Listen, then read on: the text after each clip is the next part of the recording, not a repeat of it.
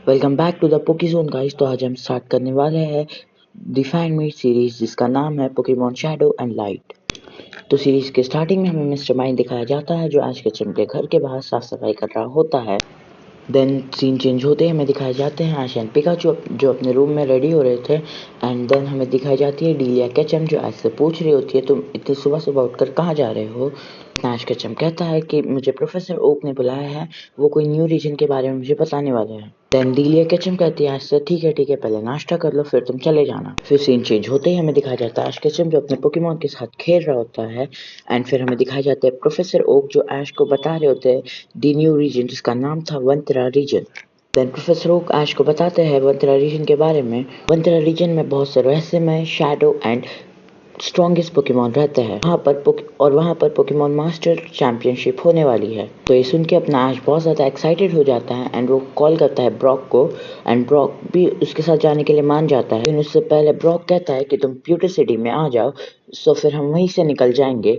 Then Brock से बात होने के बाद हमें दिखाया जाता है मिस्टीरियस ट्रेनर जो ऐश से बात कर रहा होता है और वो कहता है कि हाँ तुम्हारा पोकेमॉन मेरे पास है, मैं कल उसे ले आऊंगी। और फिर देन सीन चेंज होते ही हमें दिखाया जाता है ऐश केचम जो प्यूटर सिटी के अंदर होता है। एंड ब्रॉक उसे देखकर खुश हो जाता है और कहता है क्यों ना एक बैटल करे।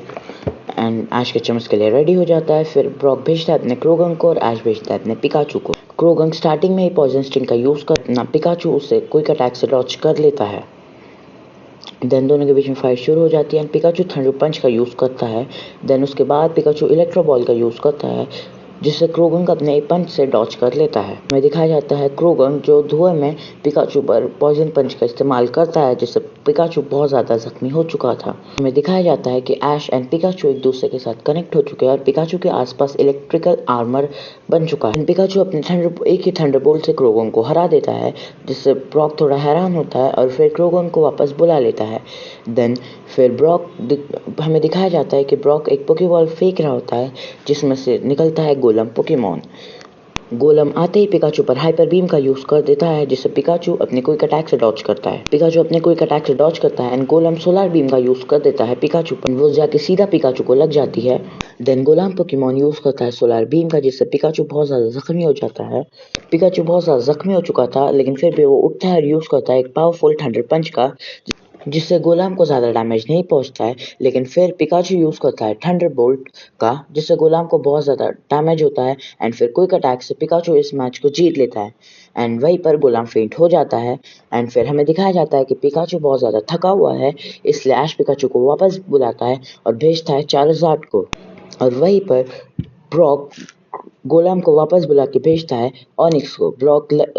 तुरंत ही ऑनिक्स को मेगा इवॉल्व करता है एंड ऐश इसके लिए एक्साइटेड हो जाता है। ब्रॉक कहता है अपने स्टीलिक्स से आयन तेल का यूज करो, हाइपर बीम का यूज करो जिससे चार्जार्ड अपने ड्रैगन क्लॉ से डॉच करके फिर स्टीलिक्स में ड्रैगन ब्रेथ का यूज करता है जिससे स्टीलिक्स को बहुत ज्यादा डैमेज होता है। स्टीलिक्स रॉकडूम अटैक करता है अपने चार्जार्ड पर जिसे चार्जार्ड अपने ड्रैगन तेल से डॉच करता है एंड फिर स्टीलिक्स पर फ्लेम थ्रोअर यूज करता है।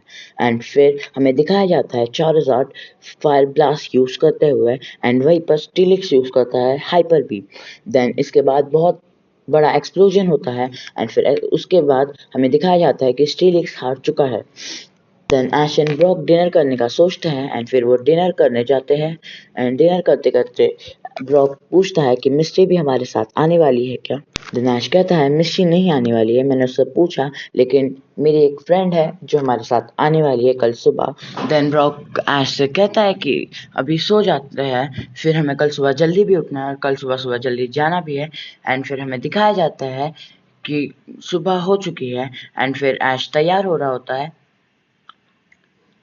वंतरा रीजन जाने के लिए। और यहीं पर एपिसोड का एंड होता है।